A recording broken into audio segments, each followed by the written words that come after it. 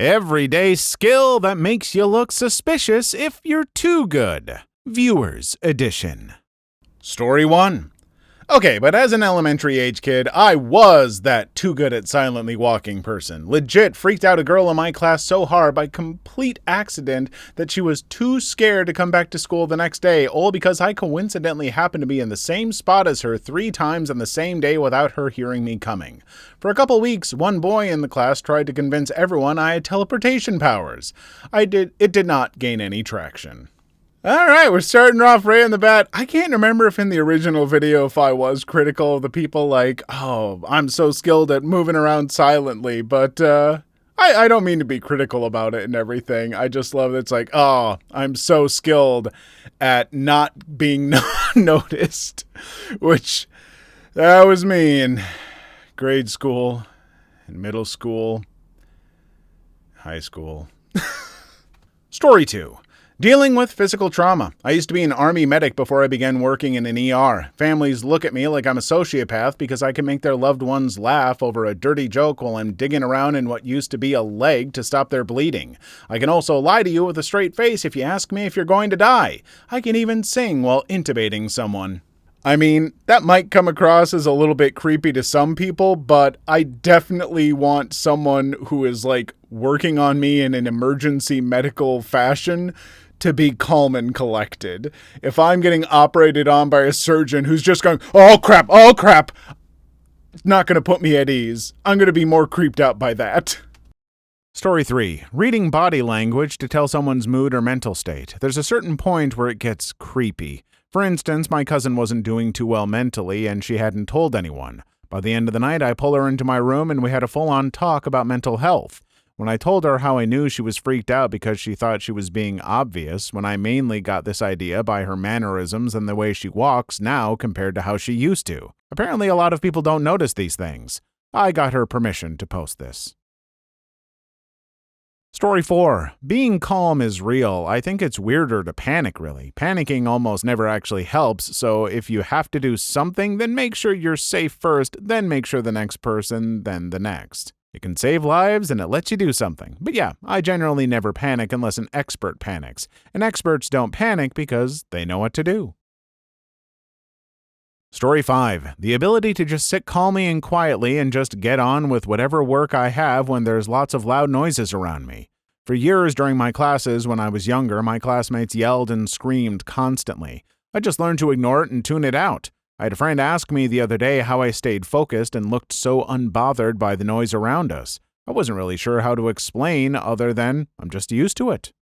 I actually have something a little bit like this. I at least used to be able to sleep through any noise because as a very young kid, I grew up right by some train tracks and would have to sleep when the train was going by all the time.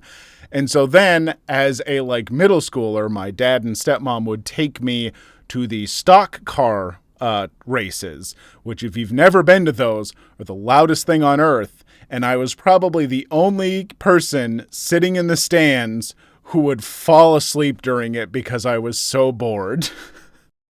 Story 6. Apparently people say it's really suspicious with how easily I can read people on the first meeting. I've spent my life being bullied and assaulted in all forms of the word, so I've gotten used to having to read body language and vocal pitches. According to all my boyfriend's friends, it makes me seem paranoid when I'm just reading to make sure you don't mean to me or him any harm whatsoever. Even over video calls, I still read them based on what I can see of them. Story 7. Being good at calculus. When I look at calculus 1 through 4, I hardly missed a question. I didn't for Calc 1 and Calc 2 and only missed some questions in Calc 3 and Calc 4. Well, I decided to make a game of it and tried to finish the exams as quickly as possible. In Calc 1, it took me 72 minutes to finish a 25-question final exam. The teacher thought I was cheating, so he took me to his office and asked that I do that again with a different set of 25 questions.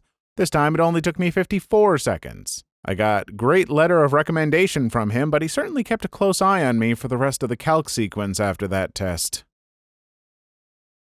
Story 8. Being seen as cold during times of stress is so relatable for me. When the crap hits the fan and everyone starts to panic, I just flick my mental switch and turn into a robot, full T-800 mode. Emotionless, clinical, and efficient until the crap storm is resolved. I've saved my own life and the lives of close family and friends multiple times due to this ability, combined with excellent decision-making and years of MMA training. The ability to function perfectly under extreme stress, I wouldn't trade it for anything. Story 9. In school, my teachers used to give me pages upon pages of things to read, and it always took everyone forever. I am an extremely fast reader, so I would always finish 10 minutes before everyone else.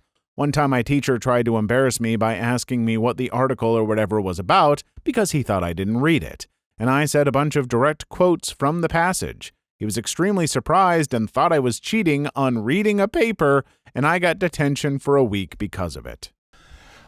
See, I don't know that reading super fast is necessarily creepy, but it is something that I am incredibly jealous of, because I'm not a super fast reader for the most part, because I think maybe it comes with doing voice work and what I do and everything, but I like to read at the pace and cadence that it would be narrated. And so I can't just quickly read through. It's like, no, that's not how they would say it. I need to read it at the same pace that they would speak it. And it's frustrating because sometimes I do want to read faster. Story 10. Instant math answers. I don't have it anymore, but back in school I had an innate ability to just answer a math question without even thinking about it. I thought it was really cool as I never had to struggle or work things out like other people. But once exams came up, it became the worst thing to happen to me because I couldn't explain how I knew the answers, and for some idiotic reason, you get more marks for explaining how you get an answer than actually knowing the answer. Story 11. Lying was my first thought. Also, the eavesdropping hits so different. I remember recently, though I have been in similar situations a fair few times, I was in my math lesson in school, minding my own business, doing work, and then someone several tables away asked a question about something or other that I don't remember exactly. I instantly answered her. Her friend sitting next to her was about to, and they just stared me down. I think my being male compared to them could have added to the creepy factor. Story 12. Another thing is guessing someone's fears after knowing them for just a bit. I was talking to someone I met online and we hadn't known each other for that long. We were bonding over how much we loved a certain book and a character that guessed and ate people's fears. We were guessing each other's fears and I said something very specific and sort of personal as a joke, and it turns out I was right and freaked them out. Story 13. Reading people's faces and body language. I've been looked at with shock on numerous occasions when I have asked an admittedly very direct question because of something I see going through a person's head. This also has the unfortunate side effect of making people think I'm arrogant because sometimes I see things they are either not willing to admit on the spot or haven't realized about themselves. I've just learned to stay silent unless asked. I mean, honestly, that's the kind of skill that it might be creepy in just personal one-on-one interactions, but that's the kind of thing that could make you a really good, detective, mentalist, something like that. But there've got to be cases where that's pretty useful. Maybe not always in the best ways, but still. Story 14. I was goofing around on a call with a friend and looked up Mike the Headless Chicken, who got decapitated but lived for 18 months after that.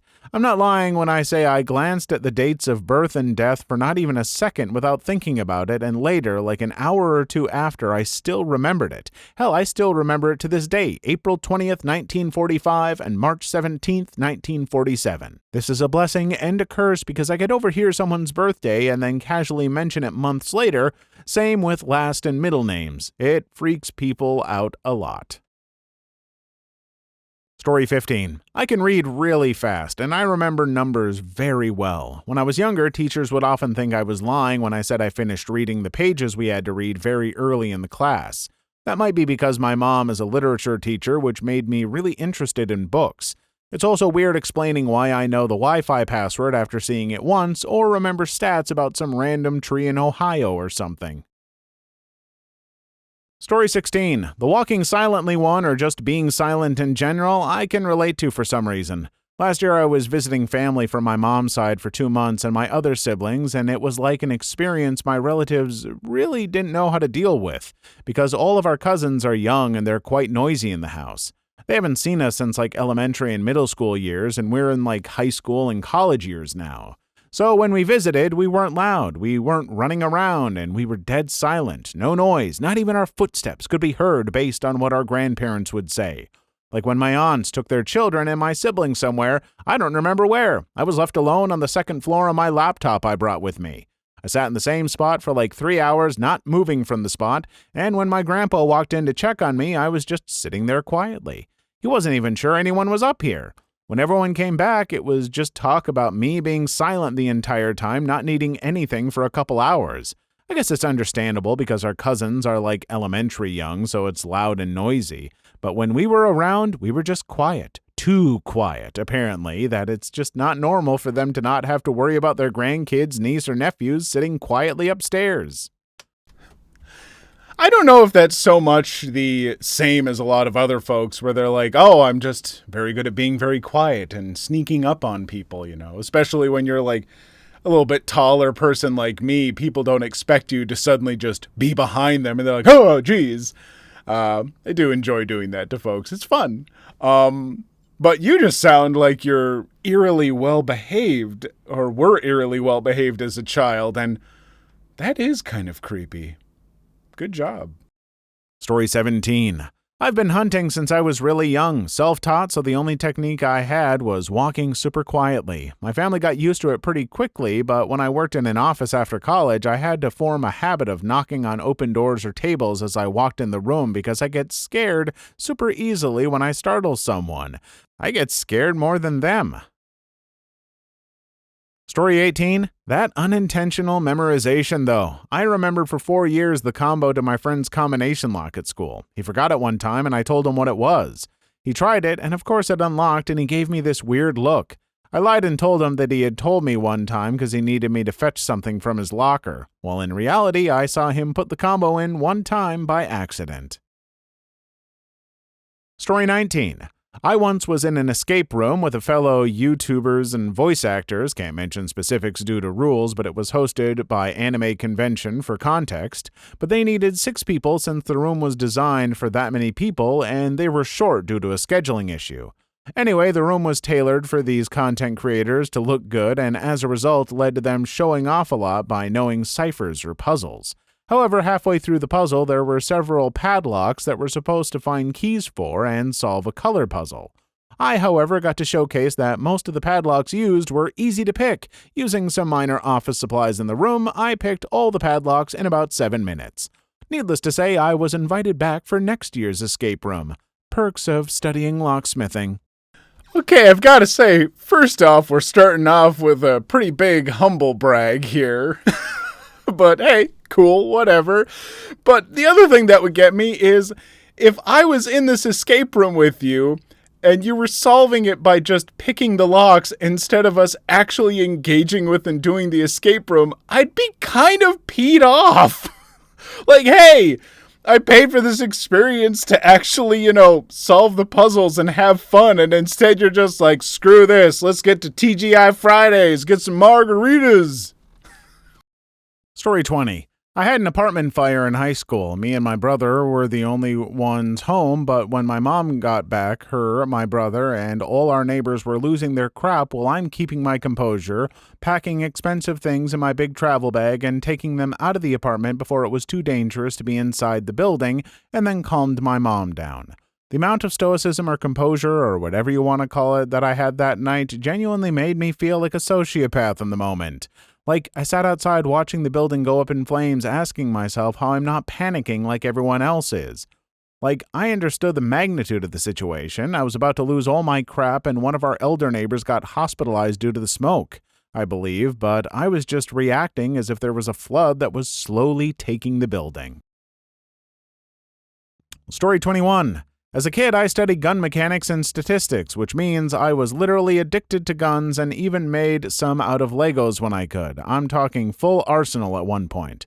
But now if I ever watch a movie and by chance I see a gun I recognize, I can give at least 5 facts about the gun, usually consisting of the make and model, how many rounds it carries, which modes it has, its reliability rate, and if I'd recommend it as a home safety or a concealed carry. My mom told me this makes her a little worried. Story 22. My father taught me from a young age that doors, gates, and everything that we use for passive protection is a lie, even with the highest forms of it, like a vault. Everything has a way around it and through it decently easily, and it doesn't always involve breaking it, something that would be used as a last resort. When I was active in the Marines, they had just installed gates right off a civilian road off base. The site was military, just off the main base. By the time I showed up in my truck and saw the convoy alongside the road, I went up to them and asked what's going on, and they couldn't get a hold of anyone who actually had the keys. I looked at the gate and was like, I can get us in without breaking anything. The idiot gate builders didn't weld the bolts they used as hinges, so 5 minutes later the bolts were undone and the gate swung open on the locks and we were on our way. I had to explain why and how I thought about doing that for the ride down, LOL. You know, I feel like that would be a really useful skill in a lot of scenarios, but I feel like using it with, like, government stuff in the Marines and everything, even if you're part of the Marines, that just feels like a way of getting in trouble or something. So, I don't know if I'd recommend that, but I probably would have done the same if I was in that situation, so good on you. Story 23. I'm not good with names, but I was a school portrait photographer this year, and I can remember the faces of every student I photographed. I did thousands. Normal days were 300 subjects per school at a minimum. When I reviewed the photos later, I can remember each person, how they acted, what we talked about, and how I got them to smile. Story 24. I can't remember names, but my first impression with a person is like a photographic memory. I can remember the clothes they were wearing, haircuts, and it's even worse for conversations. At Thanksgiving this year, I was around someone I haven't seen in almost 12 years and had to remind them that we had met before. He was a bit confused until I told him where and how we first met, then recalled the conversation we had.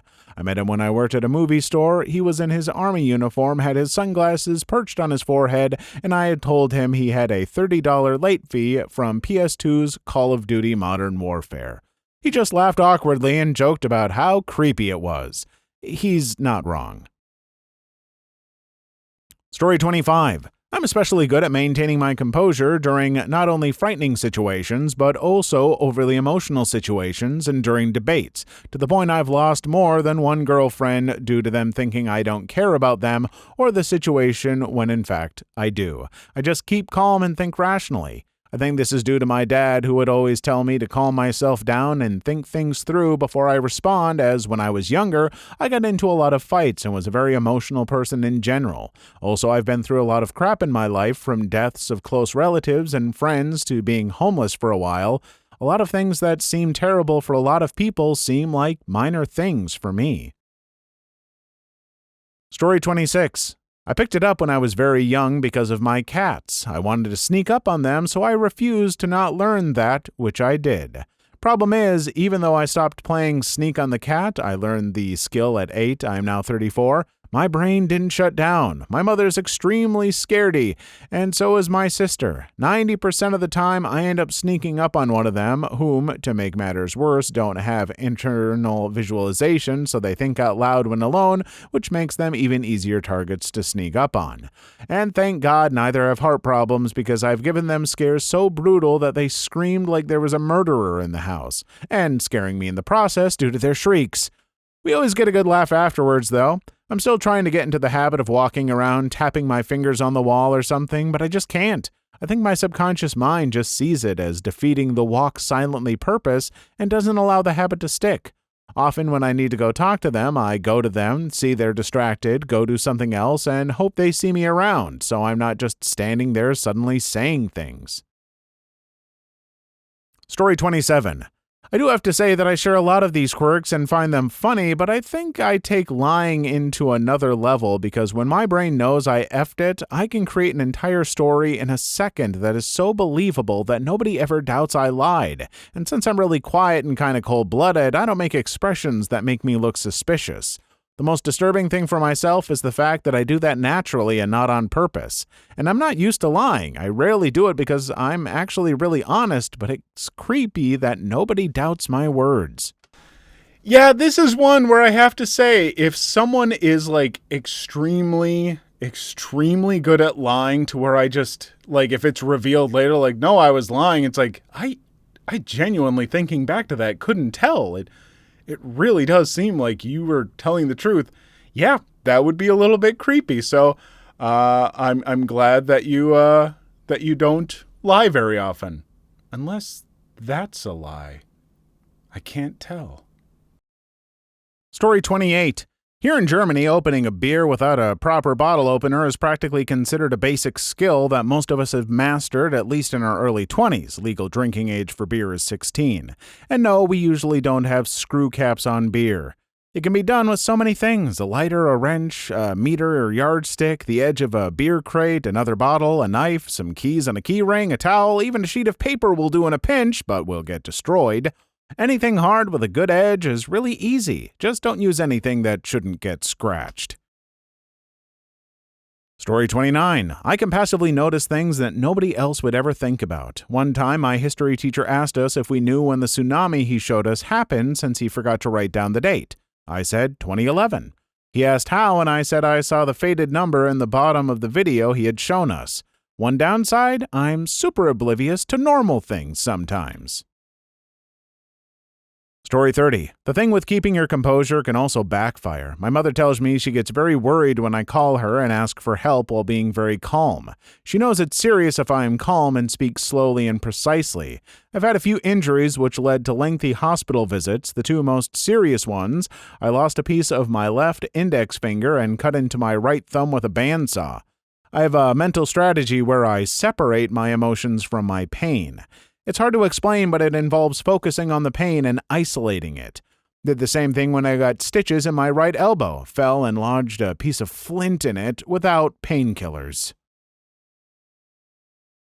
Story 31. I worked as a sergeant in a state prison for about 8 years, so I'd become pretty skilled at eavesdropping, sneaking, reading body language, having incredibly dark humor, and maintaining a calm demeanor in super chaotic and dangerous situations. I work a regular office job these days, and the coworkers just don't know what to think about me. LOL. Story 32. I'm naturally just quicker and quieter than most people. Usually when walking to the bus stop or to the cafeteria at school, I startle other students by just randomly passing them or them just seeing my shadow appear behind them. It's actually pretty funny. Edit. I'm also pretty much the same as Story 9. I've heard some crazy and weird things before, but I just can't control it. No matter what I do, it's impossible to not hear someone's conversation without removing my ability to hear. Just for random context that might help, I'm a 16-year-old with ADHD. Story 33.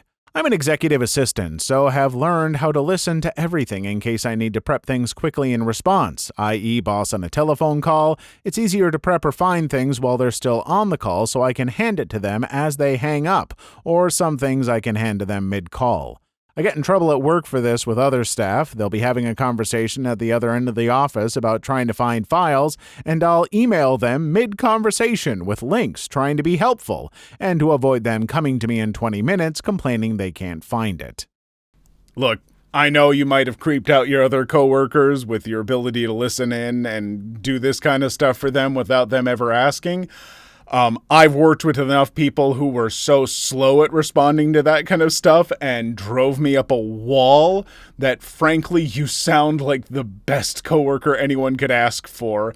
And I think if anyone's just like, oh, that's kind of creepy, they were just listening in, I don't like that, be like, would you rather the opposite? Think about it for a moment. I think they'll start appreciating you. Story 34. At my work, the walking silently thing, I'm a bigger dude, got me talked to on multiple occasions. I think it's funny to just appear behind someone if I'm considered them a friend so they'd understand my humor. Apparently some adults don't like being startled.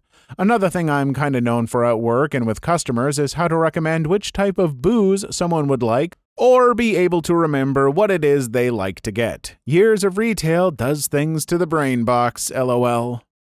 Story 35. For me, I have at least 2 things that come to mind. Lockpicking, I picked up, no pun intended, that skill when I was in high school since I was always losing my keys to my locker.